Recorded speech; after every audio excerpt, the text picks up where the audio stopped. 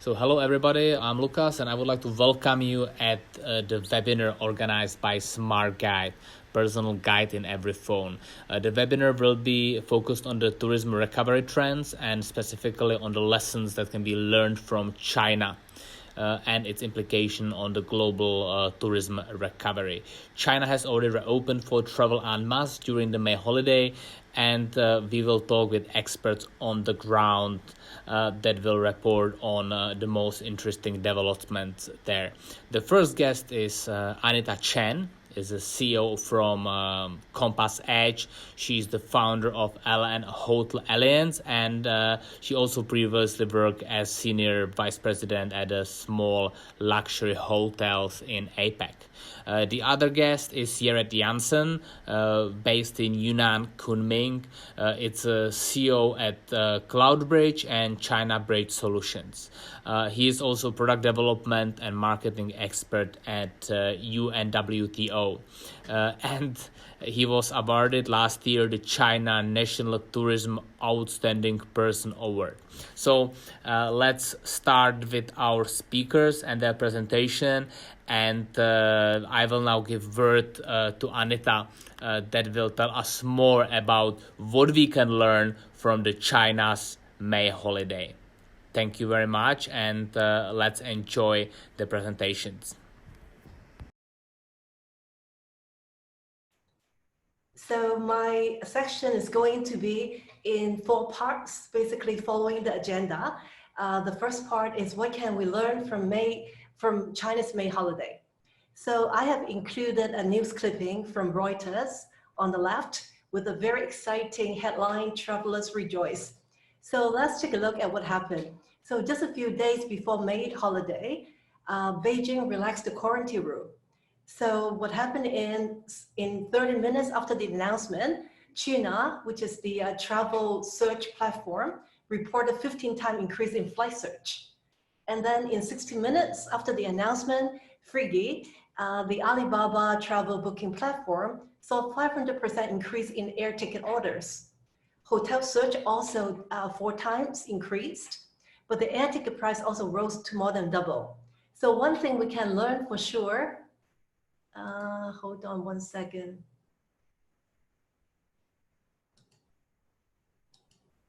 Okay, so one thing we can learn for sure is how fast China can move. This is definitely one of the key learning. So let's look at who's celebrating on May holiday. A hotel in Chengdu celebrate 100% occupancy. Okay, that makes the news. And also you may see from online, there's a lot of people capturing photos of the crowd at attraction site. So it surprised many people online as well.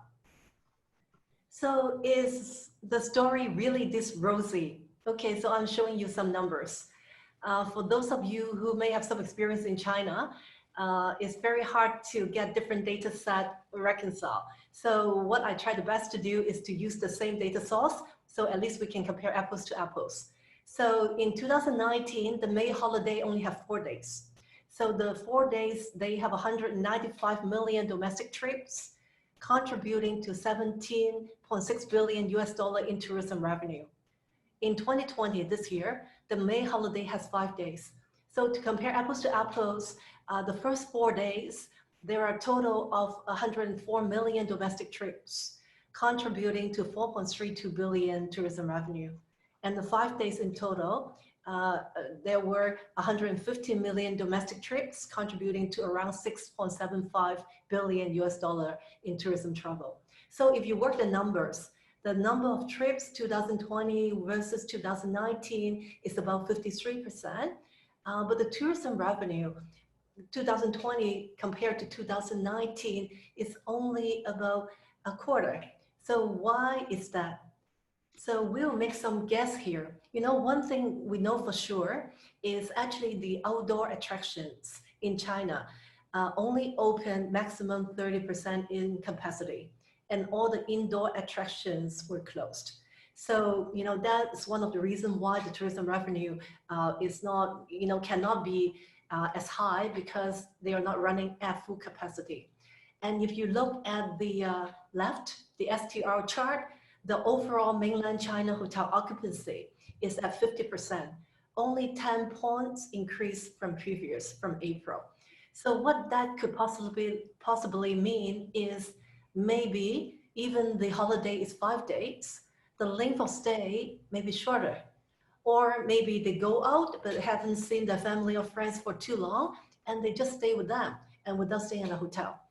And the other data also showing from trip.com is 60% are estimated to be driving trips. So that means people are just going nearby destination. So again, that may contribute to why the tourism revenue may not be as high. And the last one, is a logical guess. Now nobody wants to go out in big crowd. So everyone's traveling in smaller group. And when less people are involved, less activities and less tourism revenue. So that's some possible answer as to what we can learn from the May holiday. So now something for fun. Okay, guess what is the place where in the world, where in China, that Chinese travelers want to visit in 2020? Surprise, the answer is Wuhan. Expected and expected. So the hashtag, which roughly translate as Wuhan become the top city netizens want to visit after the epidemic, has become one of the trending topics on Weibo, with 25,000 discussion and 270 million views online. So, the key here is after the epidemic. So they're not going now. But this is the psychology that I want to talk about, is, they feel Wuhan has suffered. So they want to see how this city recover. That's some psychology. That's something that they cannot do now. And that's the urge to do it later. So that's a good lead in to my next section on revenge traveling will happen. The question is when. Actually, I wrote this article in mid-March. And if you Google now on revenge traveling, my article probably is one of the top articles that comes out, or one of the earliest article who used this topic to address this kind of psychology. So I'm going to explain a little bit more in detail, but if you want to read the full article, here's the link and you can click on that. So before we talk about revenge traveling, let's spend a minute talking about revenge spending. So what that is, we all remember the China got locked down in the last week of January. So everyone's wearing a mask. If you are wearing a mask, the lipstick sales is going to go, down. But that only happened about 3 weeks. In mid-February, the lipstick sales see a V-shaped rebound. And why? Because people say, although I cannot wear the lipstick now, but I really, really so want to wear the lipstick. So I will buy it now. So that is kind of the reverse spending lipstick effect that we talk about. And on the right, you see the easy tracking survey. Because of COVID-19, like Chinese female feel that life is unpredictable. So, they would want to spend more now on what is worthwhile to live the moment. So that's the psychology that I'm explaining. And now the next big question is, people say, but where do they get the money? Do Chinese still have the money after a month of lockdown? And actually, this is a survey from McKinsey, the Pulse survey up until, late April. Actually, over 50% of Chinese are still optimistic about the economy. So, if you compare all countries, China is probably, or Chinese is on the spectrum on the more positive side on the outlook of economy. So psychology-wise, they have the urge. And then from the outlook on the economy, they think is optimistic. So that's why, we feel that revenge traveling, or, the Chinese traveler will be the first batch to be able to travel and pick up travel, sooner than other nationalities. So more statistics for you. On the left, you see from Travel Daily, 39% of the interviewees believe that there'll be a revenge rebound in tourism consumption post-COVID-19. 44% believe there's minor growth. So altogether, 83% believe in either revenge or minor growth in tourism. And then when you look at the other chart, Travel Daily, MCR Research, and McKinsey, they all believe the rebound timeline is within 3 to 6 months from now. So which is around Q3 carrying into Q4. So you will say, okay, that's more domestic travel, I believe. But this is an interesting one that just got released by trip.com, the largest OTA in China, Ctrip. Actually, this is a forecast for overseas air ticket booking. So I want to spend a minute to look at this one because the dark green or dark blue line is actually their forecast under the regular situation. And the red one is the one they forecast with the COVID-19 situation. So you can see very closely in August and September, they already predict the sales of overseas air ticket are going to be kind of back to normal. And then there will be a surge starting from October onwards, which is more than what they expect to be as a standard situation. So that is again the revenge traveling timeline or the psychology that I'm talking about. They anticipate that more people will book more after the October timeframe. So by the way, if you're thinking, there's no planes flying in the sky, how can people travel? The sky over China is not as empty as you think. I just do a snapshot on the flight radar on the skies over China, and those are all the flights flying. And then on the right, I have some news from Air China, China Southern Airline, and China Eastern Airline. They are all opening up international passenger flight starting May. So not a lot, but they are starting. So that is a sign, whenever there's flight accessibility, that's a sign when the travel rebound can happen. Okay, so moving on to the shift of demographics of Chinese traveler post-COVID-19. Again, I have written another article, and that one is even earlier in early March, talking about, the FIT segment is going to be what you should focus on, not the group segment. And then I put back the photo that you just see here. If you really zoom into details, what you will find very interesting in all these photos is you find all young Chinese people, all young Chinese, okay? You do not even see a lot of elderlies, you do not even see a lot of kids, which is quite normal when you, look before for like Chinese traveling. So,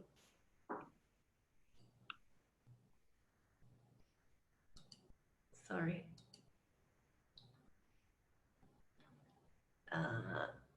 I'm sorry, I have a little, okay. So I'm moving on. So that's all young Chinese.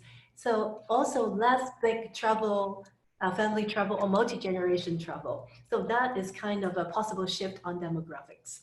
And also I put a question mark here is, before everyone say the lower tier city is going to feel, the future of Chinese urban tourism.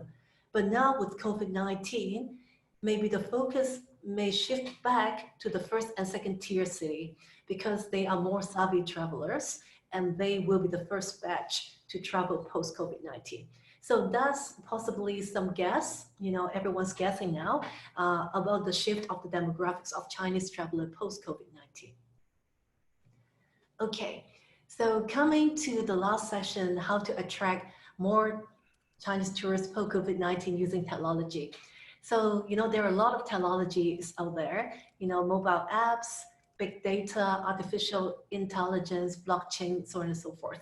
The technology diffusion that I pick for this section is actually the most mature and ready technology, very basic social media, because I think that is relevant at this point of time to how we can make use of social media to attract more Chinese tourists post-COVID-19. And when you talk about Chinese social media, influencers, key opinion leaders are actually the most important indicators on what's happening in that space. So what I've done is there were a lot of great sentiment surveys out in the marketplace already. So I decided to take a different approach. My company has been working with a good network of Chinese travel KOLs, and I have talked to 9 of them during the May holiday and asked them 6 questions. So, don't undermine those 9 young guys and girls. Together, they have 4.5 million plus followers on China online platforms. So they can influence millions and millions of young Chinese travelers online. So what they say, their opinion, is a great point of reference for us. So that's what I've done, and I'm going to share the result with you here. So the question number one, I asked them just very basically, have you traveled in March, April, and May? If so, where do you go? Actually, 4 out of 9 say they haven't traveled yet, but 5 out of 9 say they have traveled domestically in March, April, and May. And one lady has even traveled like 3 times already. So where do they go? You know, it's all very diversified in all different destinations. You know, city, you know, Chengdu, you know, very far out in Lhasa, resort like in Sanya, Dali, you know, Gansu, and Shanghai. So, but they are all domestic travel that they have done in this 3 months. And then question 2, being a travel KOL, how soon will you take on the jobs to travel overseas? And the assumption is today, there's no lockdown and quarantine. Sorry, someone want to request remote access on my presentation. But anyway, I will focus back on here. How soon will you travel to overseas to take on the job? So, you know, a guy said, you know, if no restrictions, I can travel right now in May. You know, 3 of them say, let's wait a month, you know, let's travel in June. I can travel in June. One say, you know, I would travel in July. And then 2 say in Q3 and 2 say in 2021. So what I'm trying to say here is actually 5 out of 9 KOLs are ready to travel overseas in May, June, and July. Of course, they are first movers, you know, but if they are willing to take on the jobs, if they are willing to travel overseas, they can share their firsthand experience to their audience, and then more people will follow suit. So my conclusion here is actually a lot of people do not believe that people will travel this year, but Chinese are really more ready to travel overseas than what you had expect. Okay, then question 3, what different angle, if any, will you take on to promote an overseas destination post-COVID-19? No surprise, you know, 4 out of 9 say safety, you know, how well the destination control COVID-19, so on and so forth. And 2 will mention, you know, because of the rest that we have on COVID-19, people will appreciate the nature beauty, you know, clean beaches, blue sky, clear air. You know, those are the things that they will focus on a destination to promote post-COVID-19. One lady talked about the cultural element, because domestic travel, you can only experience so much in China, but you cannot experience other cultural elements outside China. So that makes sense.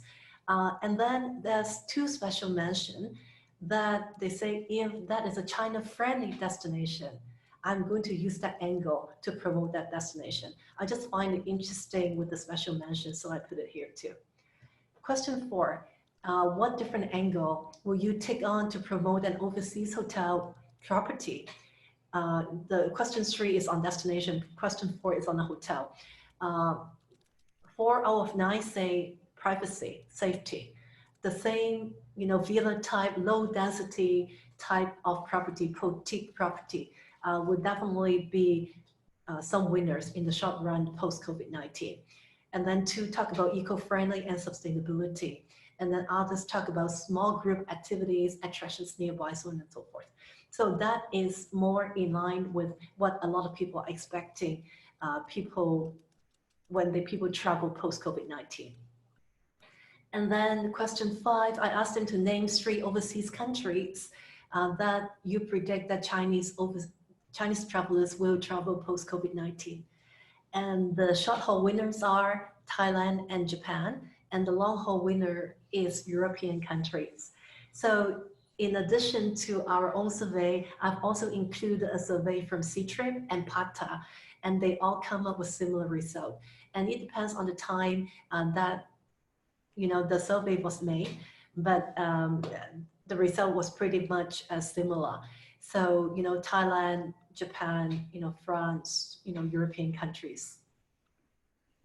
Okay, so the last question is, just give one piece of advice to a hotel if it wants Chinese travelers to choose them over its competitor post-COVID-19. So not an answer to your liking, I know, but 6 out of 9 KOLs believe that discount and stay incentives will be effective to spur demand post-COVID-19, followed by personalized service, privacy, and friendliness towards Chinese. I have to say, on the China media, on the China market, digital market, many other industry in retails and everything, they're using consumption coupons, vouchers, they are using discount and incentive to spur demand already. So they are very used to this kind of tactics. So that's something that you have to kind of expect that for the China market, especially immediately post COVID-19. Okay, so that comes to the end of my presentation. One simple tip is remember key calendar dates. Celebrating Chinese holiday has always proven to be effective to engage with Chinese consumer. So, but their holidays are not the same as our holiday in the West, and they have different, online shopping days. Different company have different festival that they create. So this is something that you should take note of and get prepared. So remember the first time we talked about how fast China can move. So if you do not get prepared now, they will move faster than you. So that's one tips that I can give. So thank you, and hope you enjoyed the space ride with me. Feel free to connect with me on LinkedIn. And if you want a copy of the presentation, you can PM me on LinkedIn as well. So thank you very much for your time. So thank you very much, Anita, for your very interesting and up-to-date presentation and the special effort to really prepare that kind of like the results of the research among the KOLs that we are basically exclusively, I think, presenting for the first time in our webinar. Is it right? Yes, definitely. Yeah. So thank you very much. And now I would like to give a word to Yereth and the second part of this of our today's webinar. Before, like in the end, as I mentioned, there will be Q&A part, so you can list your questions. I'm already collecting them from the chat. Yeah, so Yereth, now it's your turn. Thank you very much, Anita.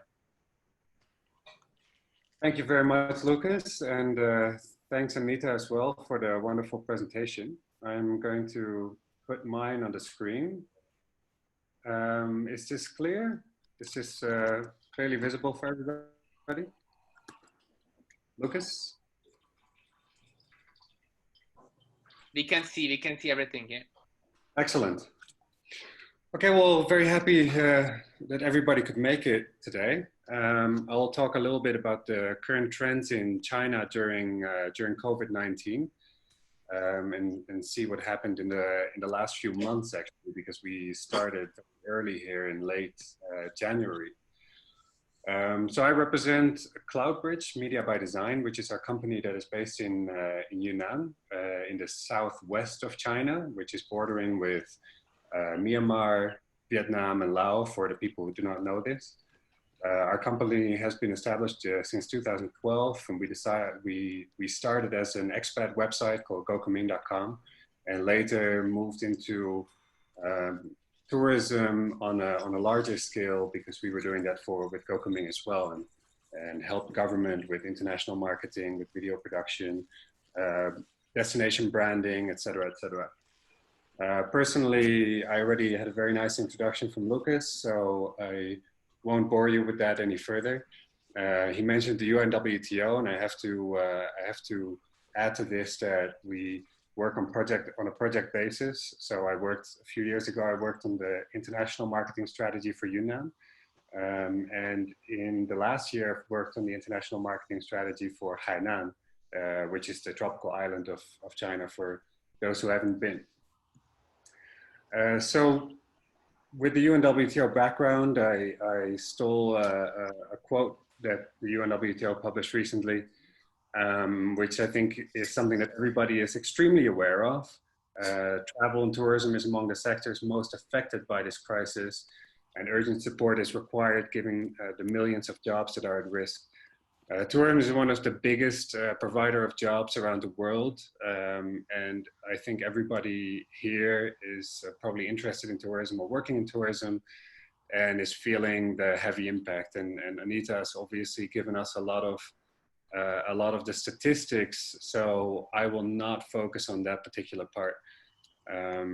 So first, like I think the bigger picture in the short term is UNWTO has also launched a small campaign, Travel Tomorrow, and I think in China it's getting better right now.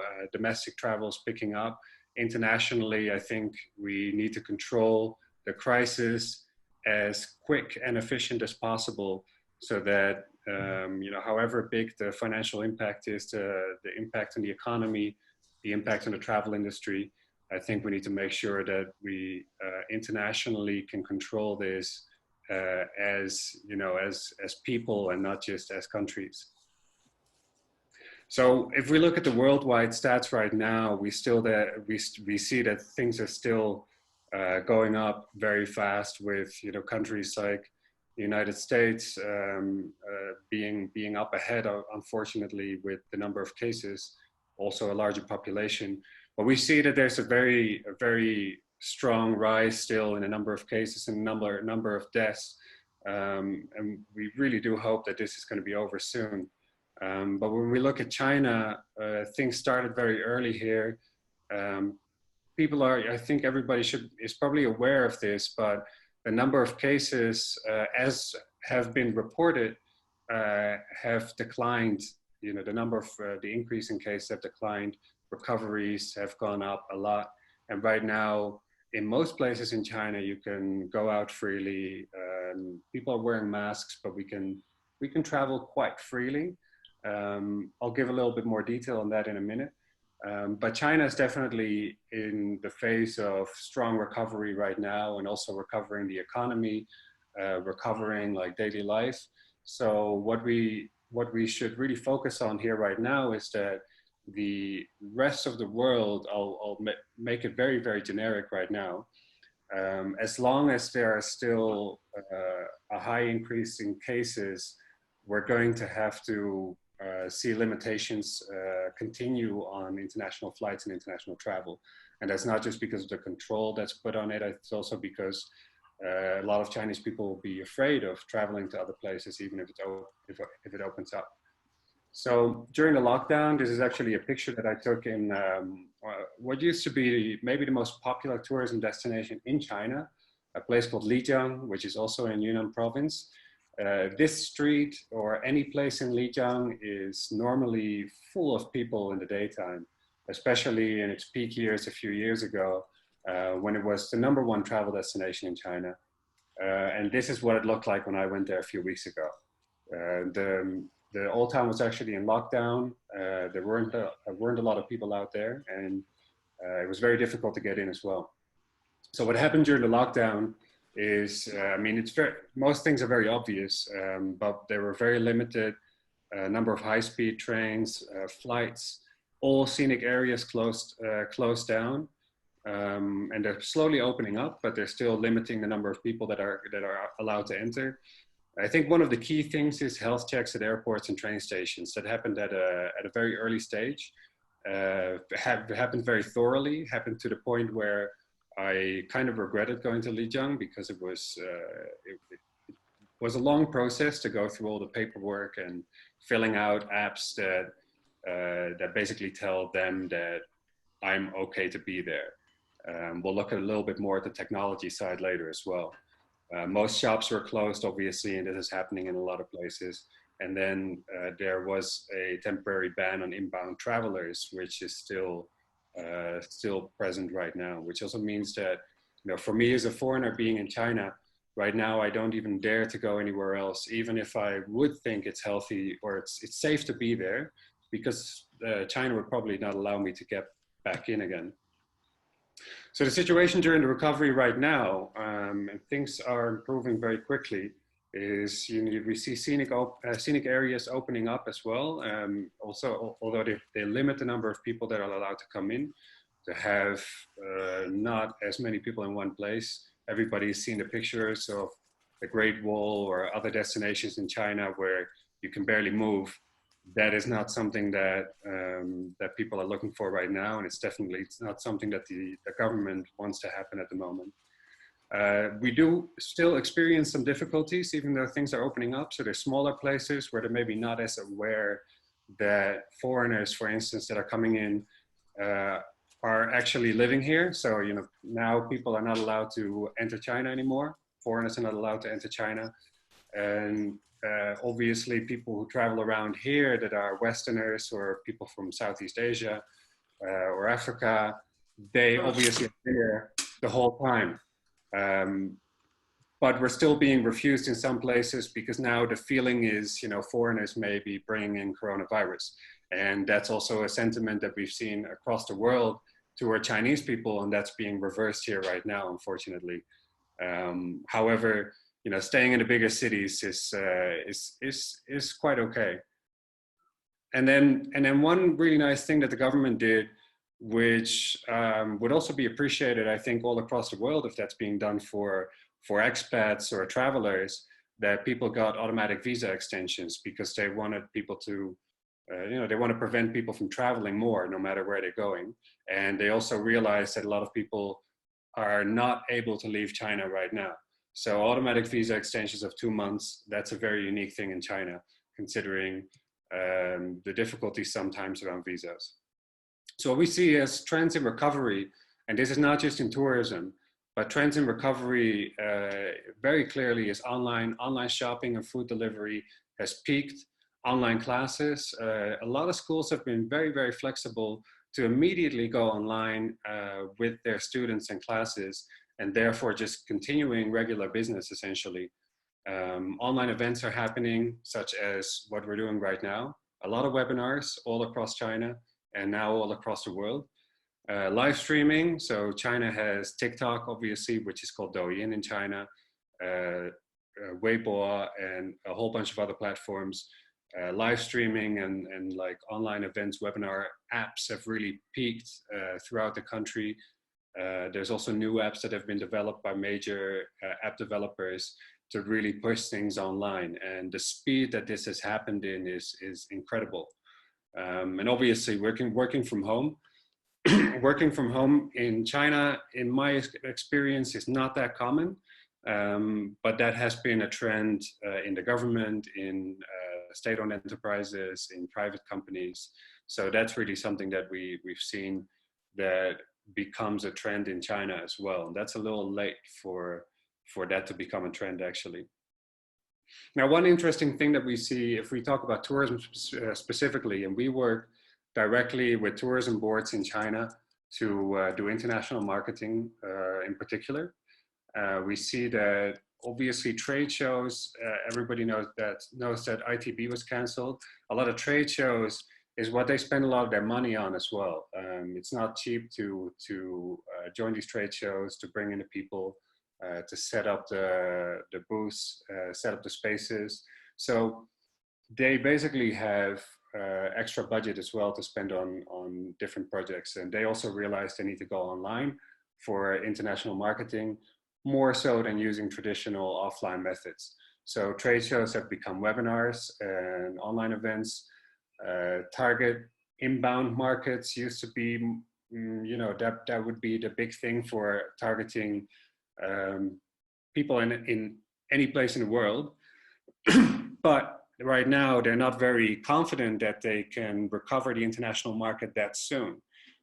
So right now, what is going to be a trend that's already happening in governments, in international marketing. So we're talking about destination specific travel boards, tourism boards. They want to start targeting the expat market instead, which makes sense because there's, at least in a country like China, there's a lot of expats in the major cities, and that still comprises of a pretty big market. Femtrips become online KOL partnerships. Promotional videos can still be shot, but there's a bigger focus on live streaming, generally speaking. So these are very clear trends that we can see in how governments are responding here. And I think this is a trend that will continue across the world as well. So I'm in Yunnan province. I've also done a bunch of work for Hainan for international marketing strategies. I think Yunnan province right now has some very clear benefits that they're offering, and they're really trying to change around the tourism market and the model. So one thing that can be a complaint of international travelers in China is that the tickets can be very expensive to attractions, even old towns or mountains. They'll have highly priced tickets that, you know, can cost you $25, $30, $40 for the more expensive places. And that means if you visit a lot of these places in a short period of time, that actually adds a relatively large percentage on the price of your trip. So they've, on a provincial level, they forced all the major travel attractions, so what they call 4A and 5A level attractions. This is a grade that is used by the Chinese government, so it's not a 4-star, 5-star rating. It's based on other requirements that the government has set for destinations. So 50% off of tickets, that's going to really change how people experience the cost in traveling around Yunnan. And then insurances have been issued to cover losses for tourists and travelers. So a lot of travel agents actually, they get compensated for all the trips that they have lost, which is quite something, because they're basically without any income for months on end. And of course, you can't really cover everybody in the tourism industry, but this is definitely helping them a lot to stay alive. And the promotion of smart tourism is actually not something that necessarily started immediately during COVID, but Yunnan has definitely in the last 2 years really focused on smart tourism by working with Jansen to create an app that in the future hopefully can basically help us travel around Yunnan and do everything from getting tickets to getting hotel rooms, getting flights, even train tickets. So this is really, really supposed to help to give people a sort of mobile experience. Right now, I'm not sure if the app is ready yet, but smart tourism is definitely a big focus in China generally. And Yunnan is sort of ahead in that with the Tencent partnership. Now, we have also actually worked recently with LIJIANG as a destination, created a portal called destinationlijiang.com. And this is something that we're working on right now, where we can also work with travel agents to set up day-by-day tours that can be promoted on the website. So, you know, right now this is just for Lijiang, but we intend to make this bigger for Yunnan and perhaps at a bigger scope later. So this is also kind of hooking into the smart tourism that people are focusing on, and really trying to brand the destination as well. Because a lot of these destinations, they don't really have an online presence in China. Websites in China are not as common as they are outside of China, because in China, most of things happen in WeChat and other apps that are aggregators for things. WeChat has public accounts that sort of replace websites in China. And then you have what's called mini apps that sort of replace apps and websites in some cases as well, which are embedded apps into the WeChat application. So you can have an app for a Ctrip or an app for Agoda. You can have all these sort of mini apps that are embedded inside of the app, so you don't have to download them separately. I think this is, you know, for the recovery in the next stage, I think this is pretty obvious, but what we're seeing right now is that the domestic market is going to be the first. And Anita has already talked a little bit about people's spending power, about where they want to go, how far they want to travel. In the short term, obviously, we're seeing that people are traveling around in China because they can't even leave the country and come back very easily right now. And then later, what you'll definitely see in the Asian market is that people take trips in the regional markets, such as, you know, Thailand, Vietnam, Singapore, maybe even Bali in Indonesia. So you'll see a lot more trips that happen on a regional level in both directions, and then later intercontinental travel. But this is definitely a step-by-step thing, and it's very much based on people's emotions as well, about how safe they feel going to places and taking long trips, knowing what the situation is there. Or for a lot of people, the problem is that they will be unaware of how safe certain areas are. So this is also something that's very important. I think as soon as we are past the lockdown and past the coronavirus, for destinations to promote themselves as being safe. This is a key element, I think. If you can get that out into the market, into the Chinese market or other markets, as soon as a country is also considered safe by the people that we're targeting, then that can really be a win for certain tourism markets. The UNWTO has a few different projections, which, you know, it's really hard to tell how the virus is going to develop right now. Trump, don't really want to talk about that, but a few months ago thought nothing would happen at all. Obviously, it's very hard to predict right now how things will develop, but you know, at the very earliest, we'll see tourism picking back up in July, August, in the summer months. But what is also very likely is that it's going to be later this year. We're talking about international travel, so domestic travel can pick up sooner. But these projections, right now, it all depends on how coronavirus is being controlled, and this is something that we don't know. For Chinese, we've seen plenty of stats already, but we'll see that, you know, the preferred mode of transport, for instance, which is interesting as well. People prefer to go by car right now because they feel safe being in the confined space of their own car, and much less so in an airplane. Obviously, these are also longer trips. Buses are, I think, more, you know, part of everyday life anyway, inside of the city too. And then railway, it can feel safe enough right now, but at the same time, I think a lot of people are being careful not to be too close to a lot of other people. And then for the travel modes, right now, there's still some uncertainty, and short and medium range tours within China are for now the most popular picks for people. So I'll very shortly, I'll cover a little bit of the technology that has been introduced in China and has been used in China during the lockdown. What we see, for instance, is health codes. I think some other countries have implemented this as well, but it's basically inside of Alipay, the sort of main payment app in China. You can fill out your information and also where you came from. And then finally, you will get a QR code that will be green or red, depending on whether you're considered safe. And in Yunnan, this has not been that strictly implemented.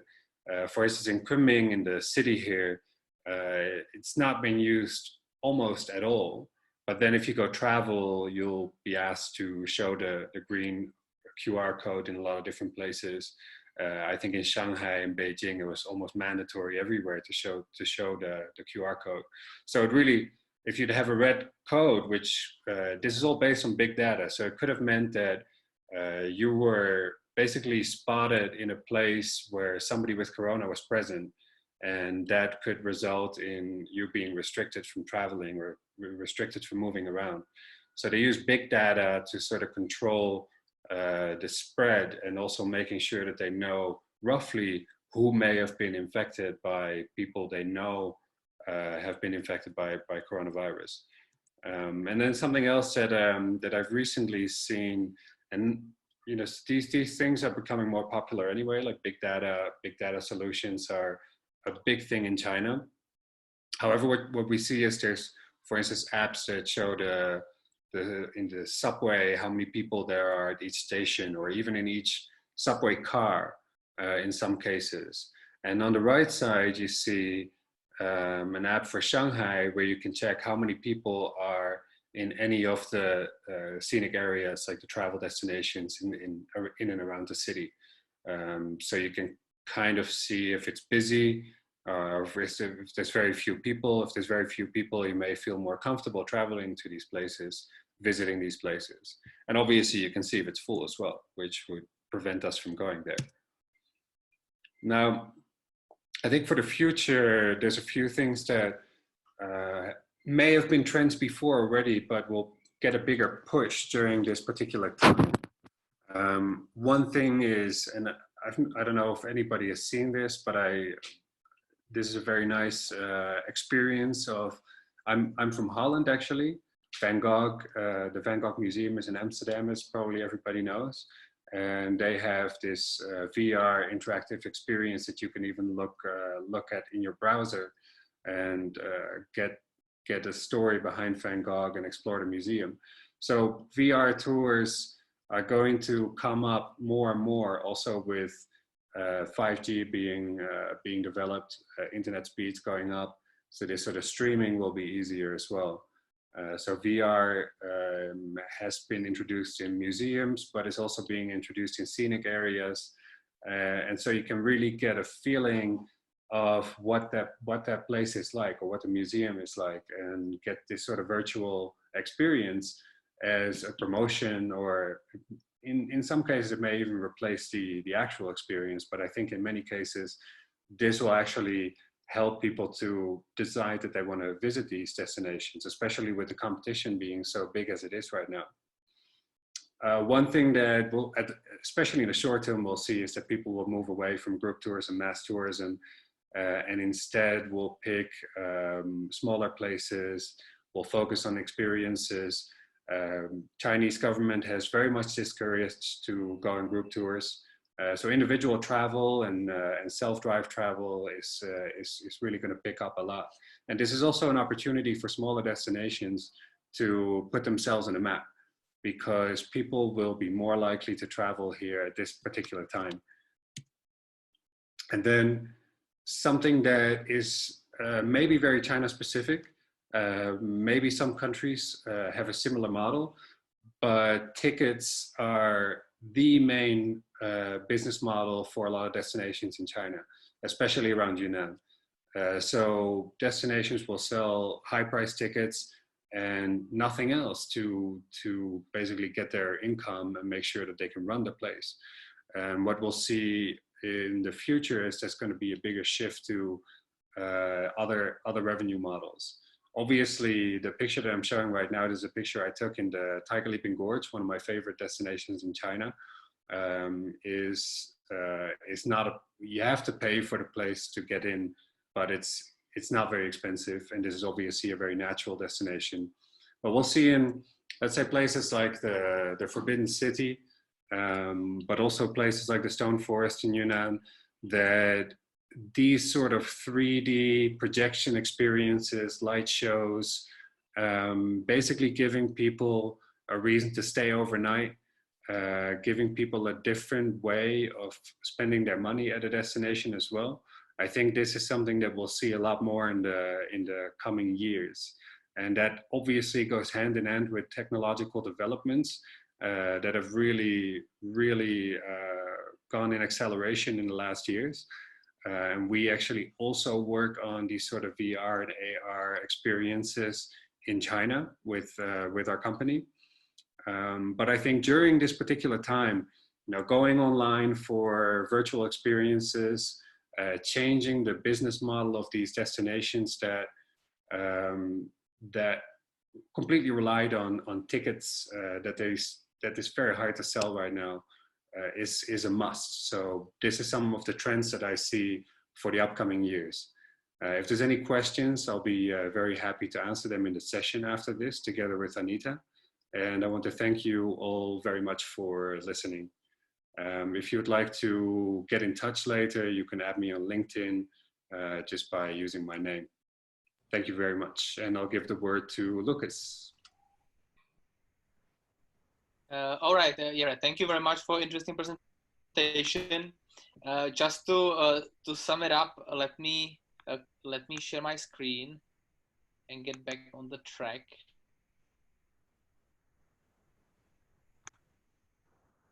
So guys, I mean, like we all think maybe that the travel will change like post-COVID, and I have a couple trends that that we as a smart guy we kind of see 6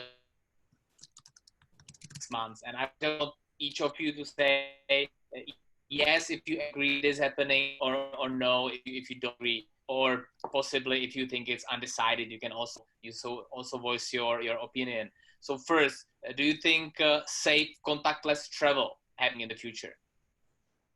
Anita, Absolutely. Yereth. Anita. Yes. Cool. People traveling to less crowded places. Yes or no? Absolutely. Yes. Absolutely. And the last one is, do you think they are like going to like be more aware of the budget and looking for traveling that is more affordable and looking for low cost solutions? Depends. Can go both ways.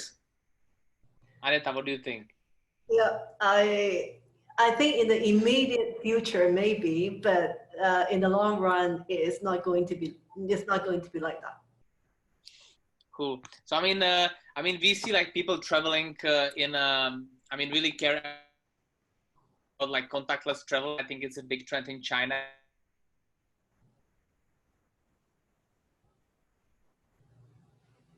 I think it's already happening here, and people really like choosing.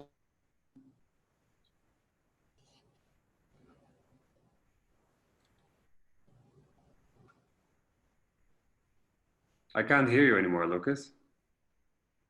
Yeah, I lost Lucas too. Yeah, and actually like.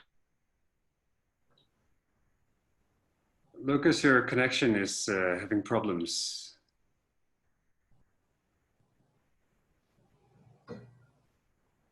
Let's give Lucas a little bit time to see if he can get back here.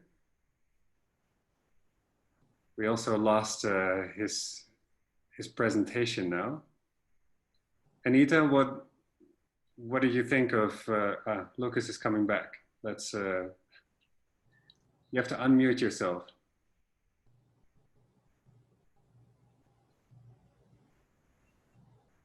I'm sorry, I just lost the connection for a second. That is one of the challenges here in China sometimes. I just wanted to sum it up. Anita is still there? Yes, I'm here. Cool. So that we also see that a lot of people are like more budget aware. So they are like really traveling close to their destination, and so far in China, like choosing a lot of mid-range options. So and we believe that Smart Guide could help a lot of destinations to get ready for the travel recovery that will be happening hopefully this summer in Europe or at the end of the year. I would like to ask Alesh if he's here with us, who is the representative from Smart Guide. Alesh, are you online with us today? Yeah, I don't know if you can see me now and if you can hear me. Yes, we can hear you, Alesh. So Okay. you can just say one or two sentences quickly about yourself, and then if anybody is interested, how Smart Guide, basically the personal guide for every phone, how could they help you get ready for the tourism recovery with their technology solution? Then Alesh is the person to talk to, and you can also see his email here on this slide. Okay, so regards from me and from our B2B sales team, guys. We just want to make sure that with Smart Guide you will be able to make smart conversions to your new travel ideas into reality after post-COVID. So really looking forward for your inputs, and everything will be noted and we will keep in touch. So looking forward to it. Thank you very much. And we will also share Alesh's contact in the follow-up email after the webinar, where we will share also the recording from the webinar with all people that registered on Eventbrite with us. So let's now move to the Q&A section. I have collected the most interesting questions from our audience, and let's start with the first one. So what do you think about like how much are the Chinese people or people in China afraid of the second wave, and do you think it's affecting their travel decisions? Maybe Anita, you can start. Sure. I think Yereth has also mentioned, because of the health QR code that that China has imposed. And also, I just read on the news that they are trying to do, fast and rapid testing. I think people are more comfortable in a way, and trusting, the government in a way that the outbreak is going to be controlled. So, you know, from the sense, the sentiment and everything, I think they expect, you know, some cases, but they are not as worried or afraid as it was like before. So, you know, from the sentiment survey that I presented, I don't think, I don't feel, you know, that much fear in the second wave. You know, of course, everyone is cautious, but I think on the more cautious, positive side from the sentiment. Yereth, what do you think? Do you want to add something? Not much. I think Anita's right. I think that goes for most people. I also feel that there's a minority of people that are still extremely concerned about even leaving the house, but that's definitely a small number of people. However, if I look at the businesses, generally speaking, you know, I'm considering that in Kunming, for instance, the number of cases were about 150 in total, I think.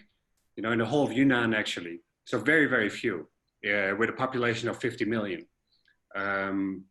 People still were afraid to go out. And right now you still see that restaurants and bars have very, very few people in them, many of them. So I think, you know, even though life is mostly back to normal, I think there's still going to be a concern for a while. And I think this is going to be an issue for longer than we expect, but definitely, you know, there's going to be a balance between people who think, okay, Corona's over, let's go. And there's going to be other people that are going to be maybe unreasonable or reasonably concerned. We'll find out. But I agree with Anita on that part, though. Thank you. The next question is about the airport. I have a couple of them, so I try to kind of compile them. So the question is basically like what are the requirements of the airlines to allow you to fly? What special measures they put in place at the airports, and basically do people trust them? Are people feeling comfortable to fly domestically in China right now? So maybe you can start here at this time. I find that a lot of people that I speak to, and that's a lot of business travel as well, actually, but a lot of Chinese people, they're still not traveling that much. They're still trying to, you know, stay at home or drive the car instead if they can. So I still feel there's, you know, people feel it's risky to be in an airplane with somebody, but it's getting better. At the airports, I have to say I've personally not seen an airport for the last 4 months because of the restrictions on travel in the beginning. And now just, you know, life is picking up slowly, so I haven't seen a necessity. However, there were very strong restrictions, especially on incoming travel. You know, people at the airport waiting for hours to go to health checks. Them being in the last few weeks, like being transported to hotels to be quarantined for 2 weeks. Some people quarantine at home. This is for international travel. Domestic, I find most people can come into Kunming quite easily, for instance, but then traveling to some other cities can be harder again. So they spend a lot more time at the airport going through all different kinds of checks. So this is very, very regional, I think. So Lucas and Anita, I think you can also share your experience on this in particular, because this is very different in every single city. Yeah, I have not flown yet. Maybe Anita had something to add for the domestic air travel in China. How people feel about it? Are there any special requirements? Do you have any details? I actually don't have any details, you know, for domestic travel in China, but I can share my own personal experience that I took a flight from Australia coming back to Hong Kong in early March. And at the time, you know, like, you know, the majority of people are wearing masks on the plane and, you know, feeling very cautious, but not very, you know, stringent measurements at the airport at the time. But now I sense that, you know, every airports are taking extra measures. So I think people need to spend more time to prepare, to go to the airport, to get the whole process in, the connecting flight time may be even for domestic, like from maybe 45 minutes to 60 minutes before will now be like 2 hours, that kind of thing, will happen. But I do not have firsthand experience on domestic travel at the airport in China. Okay, thank you. The next question, and I would like to ask Anita, because we have noticed that there has been a lot of political tensions recently between China, US, and even Australia with these two destinations. Like, how do you think that, I mean, two things, how the kind of political tension will reflect in the mutual travel, or like mutual tourism, like Chinese going to US and Australia and vice versa, and also the epidemic situation, how do you foresee this rolling out? Okay, I will say something not very political correct here, but I will tell you, what I think. I think the geopolitical pressure, from the Chinese government is real. And I think, the people in Chinese feel it too, especially on social media. And the interesting thing that I note as well from the KOL survey that I did is, they always mention about China-friendly destination, that kind of good relationship. The destination that people want to go to is they want to feel welcome. They do not want to feel discriminated. So, that kind of sentiment is real. That if they, they know what other countries are talking about them. So, when they feel not welcome or when they feel some tension, to them it's like, why should I go there? So that definitely will have that geographic political tension for some countries, especially the US or, now Australia, as you mentioned. And I think that's real. Thank you. Yereth, do you want to add something to this, or next question? I think this is a big can of worms. It can be a long, can be a long conversation. I think we should go to the next question. All right. Another one is because we have noticed that there are talks in the different countries globally right now about creating those kind of tourism bubbles. We have seen that Australia and New Zealand are opening borders for each other for the mutual tourism. We see that Czech Republic, Slovakia, Austria, and possibly Hungary are mutually kind of opening their markets for mutual tourism. Yeah, and we see these kind of bubbles that are appearing. I have also seen in the media that Maldives they see China as their biggest market, and they also hope and try to kind of negotiate opening similar travel bubble with China, because they have very low new cases, and if they can create direct flights, they could get some special treatments. How do you think this is going to roll out, and how is it going to affect tourism in the next, let's say, 24 months? So I will let Yereth first, and then Anita, because I think it's an interesting topic. I think this is a very big aspect. I mean, this goes back a little bit to the political question earlier. But what you can see right now already is that, for instance, Korea and China are opening up to each other as well. And similarly, that's going to happen in Southeast Asia much more quickly, where China is going to open up for people coming in from Southeast Asian countries, like Singapore, for starters. And this is definitely going to affect massively where people are going to be traveling, because, well, first of all,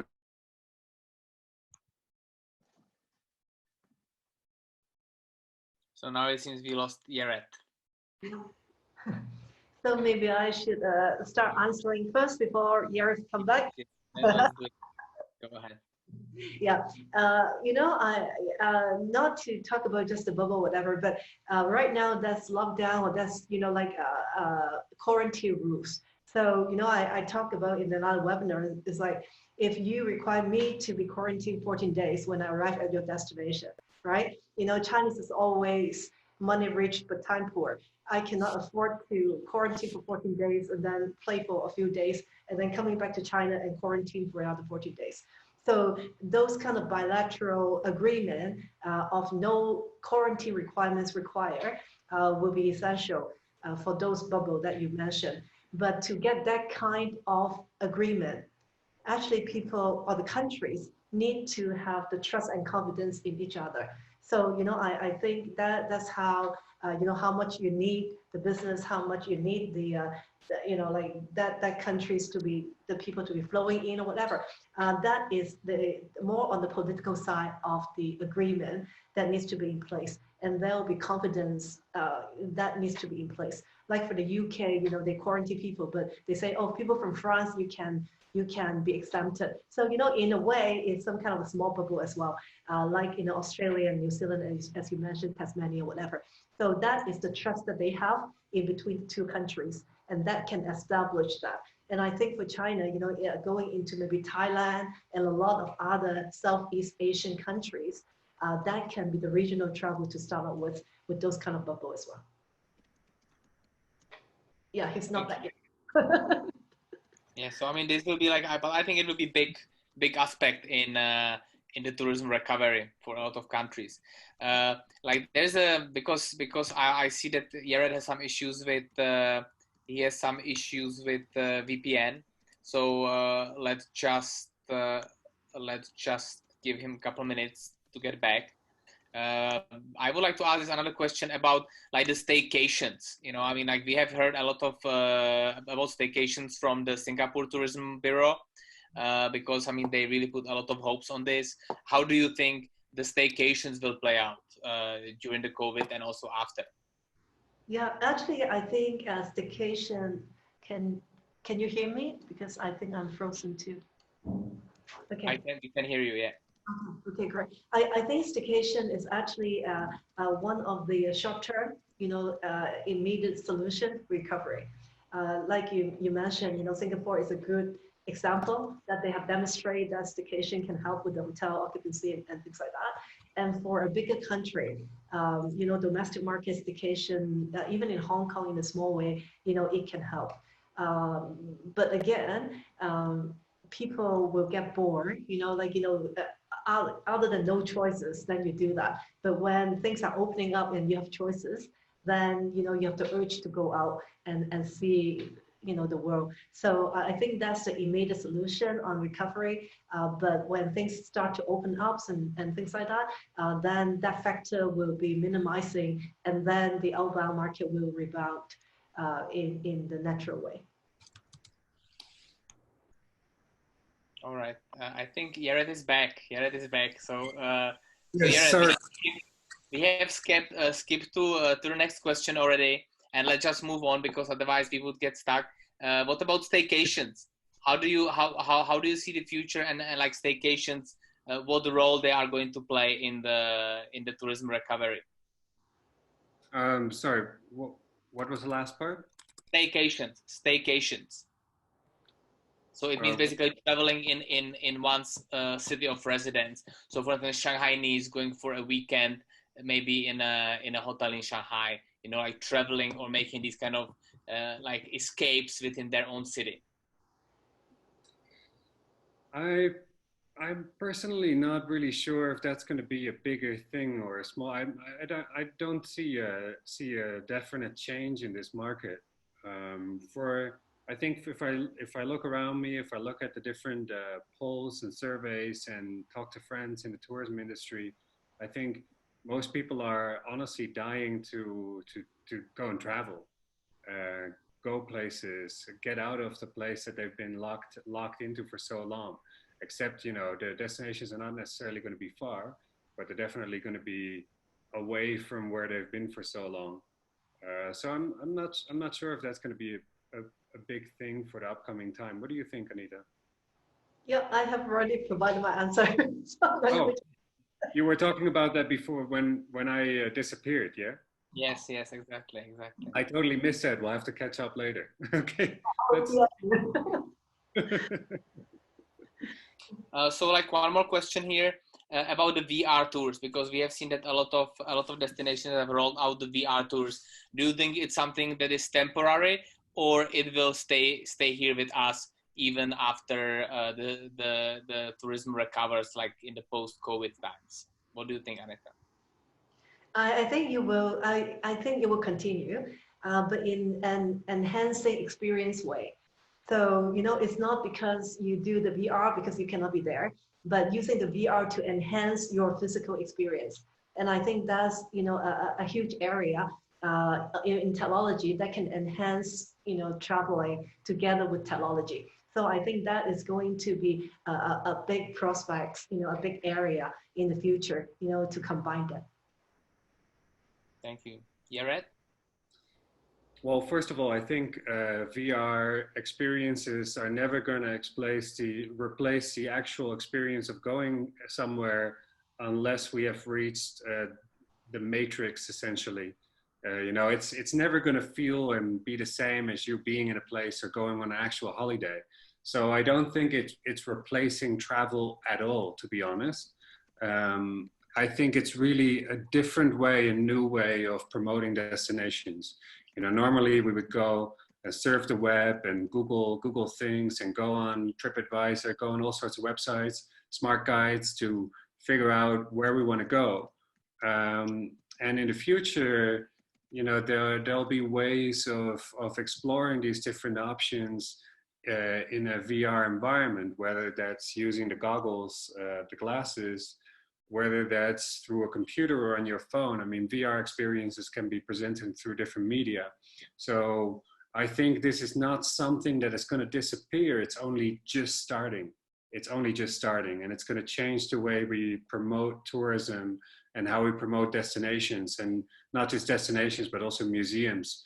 And I think what Anita was also sort of referring to just now is we also have AR experiences where we enhance the experience through technology when we're on location.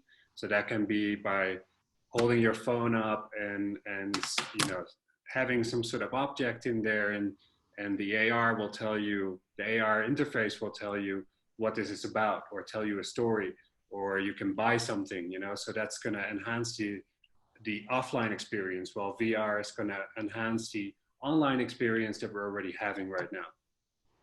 Cool. So, I mean, we are already like running 50 minutes over with the Q&As.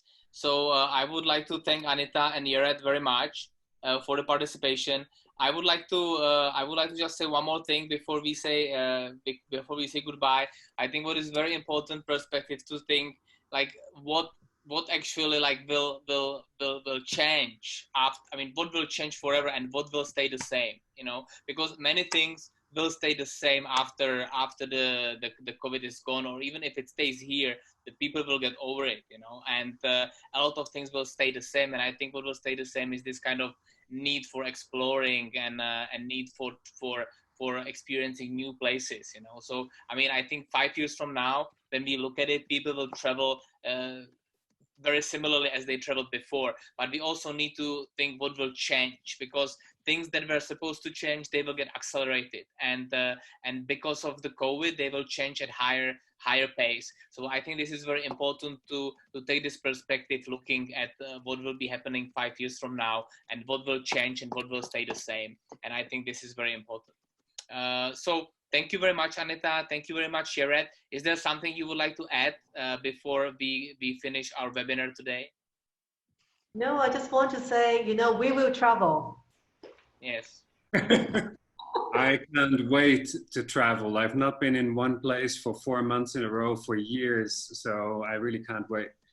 And I want to thank everybody for being here. I also want to thank Smart Guides and Lucas for organizing this, and Anita for her wonderful presentation.